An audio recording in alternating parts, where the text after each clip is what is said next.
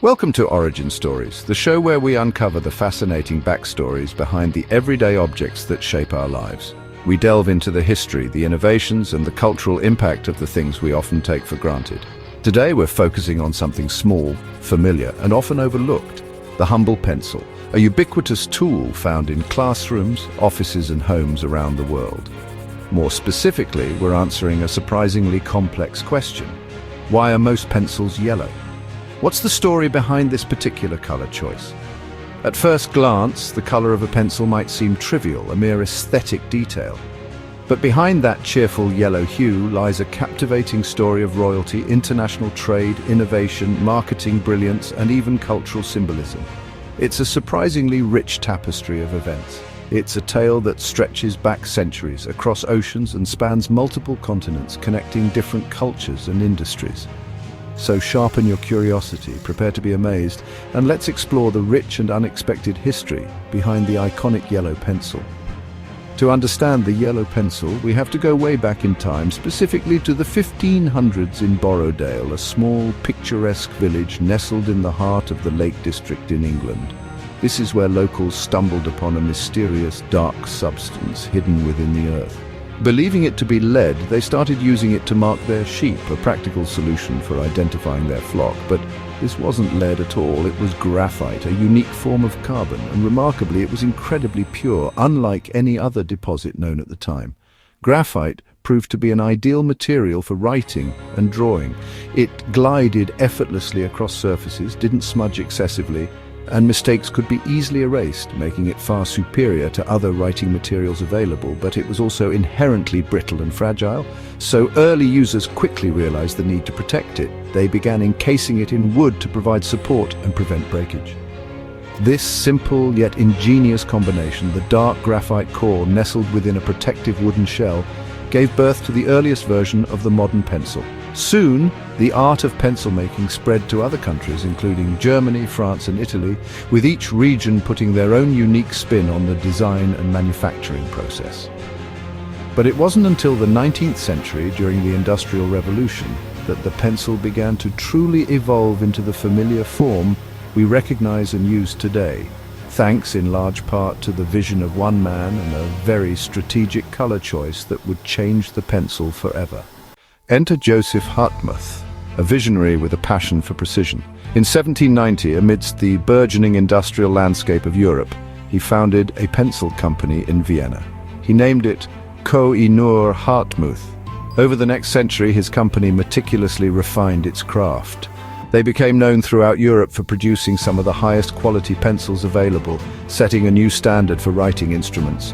But the real game changer, the moment that would forever alter the landscape of the pencil industry, came in 1893 at the World's Columbian Exposition in Chicago. There, Koh-i-Noor unveiled a pencil unlike any other that the world had ever seen. It was a striking, vibrant, bright yellow. Now, this wasn't just a superficial choice, simply about standing out amongst the competition on a crowded shelf. The yellow color held a much deeper meaning and significance. Koh-i-Noor wanted to visually highlight the fact that their pencils were crafted with premium graphite. This graphite was carefully imported from China, a region globally recognized for producing the highest quality graphite at the time. In Chinese culture, the color yellow is deeply symbolic, representing the color of emperors and holding connotations of royalty, prestige, and unparalleled honor. By intentionally painting their pencils yellow, Koh-i-Noor was essentially branding them as the luxury writing instrument of their time, a symbol of sophistication and quality. To further reinforce this premium image and solidify its association with luxury, they named the pencil Koh-i-Noor, drawing a direct parallel to one of the most famous and valuable diamonds in the world. It wasn't just a simple writing tool for everyday use. It was a carefully crafted statement, an emblem of status and discerning taste. The yellow pencil quickly caught on and gained popularity. Other manufacturers, recognizing the buzz and consumer appeal, began rapidly copying the distinctive color scheme. One of the first companies in the United States to jump on this burgeoning trend was Eberhard Faber, a well-known and respected pencil maker based in New York. Before long, it seemed as though yellow pencils were absolutely everywhere, dominating the market and becoming the standard. At first, the color yellow was still widely perceived as a symbol of high quality, directly linked to the use of premium Chinese graphite. But as more and more companies adopted the color for their pencils, it gradually took on a new, broader meaning in the consumer's mind. Yellow became a visual shorthand, instantly recognized for trust, consistency, and unwavering reliability. Even when the graphite used in pencils was no longer sourced from China, companies strategically continued to use yellow. This was because consumers had deeply associated the color with a superior, better product. It became a self-reinforcing cycle, a positive feedback loop. People inherently expected yellow pencils to be of good quality, so manufacturers in turn made sure that their best pencils were indeed yellow. Now here's where the fascinating intersection of psychology and marketing truly comes into play. We begin to understand how a simple choice, like the color of a pencil, can be influenced by deep-seated psychological principles. Yellow isn't just symbolic, it's incredibly practical, and that's a key part of its appeal. It's bright, vibrant, and highly visible, which makes it easy to spot in a drawer, pencil case, or even a cluttered classroom. That inherent visibility is especially helpful in schools where students are constantly misplacing their supplies, and a quick glance can save valuable learning time. Beyond visibility, yellow also has strong psychological associations that contribute to its success. It's often linked to happiness, energy, optimism, and even enhanced mental focus. In the early 20th century, as advertising began to boom and capture the public's attention, companies quickly realized that yellow was a perfect color to draw attention, evoke feelings of cheerfulness, and create a positive emotional response in potential customers. So what began as a symbol of Chinese royalty, representing power and prestige, ultimately transformed into a symbol of quality, convenience, and positive association. Thanks to the combined forces of strategic marketing, efficient mass production techniques, and a bit of clever psychology that tapped into our inherent color associations. By the early 1900s, the American pencil industry had almost universally adopted yellow as the default color for their products.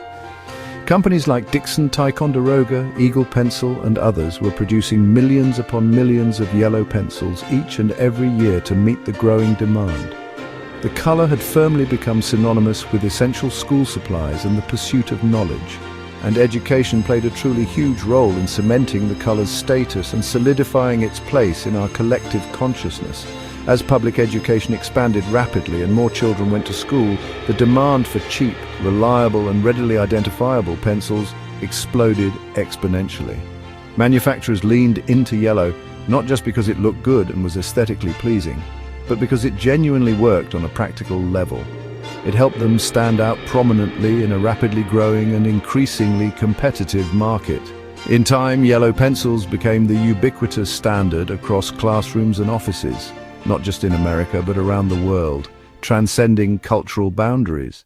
Today, you can find pencils in every imaginable color. Some are sleek and modern, others are decorated with cartoon characters, holographic designs, or eco-friendly messages. But despite all those options, the classic yellow pencil still dominates. Why? Because it's familiar, it's functional, and it carries over 100 years of brand recognition and cultural association. When you see a yellow pencil, you know what you're getting, even if you don't know why. It's a fascinating reminder that sometimes small design choices made centuries ago can echo across generations. So the next time you grab a yellow pencil, think about what it represents.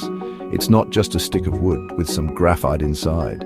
It's a product of global trade, cultural symbolism, industrial innovation, and smart marketing.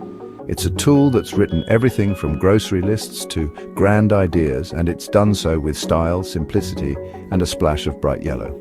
Thanks for joining us on this episode of Origin Stories. If you enjoyed unraveling the history behind something as simple as a pencil, make sure to like, subscribe, and drop a comment telling us what everyday object you'd like us to explore next. Because as we've learned, even the most ordinary things often have extraordinary stories behind them.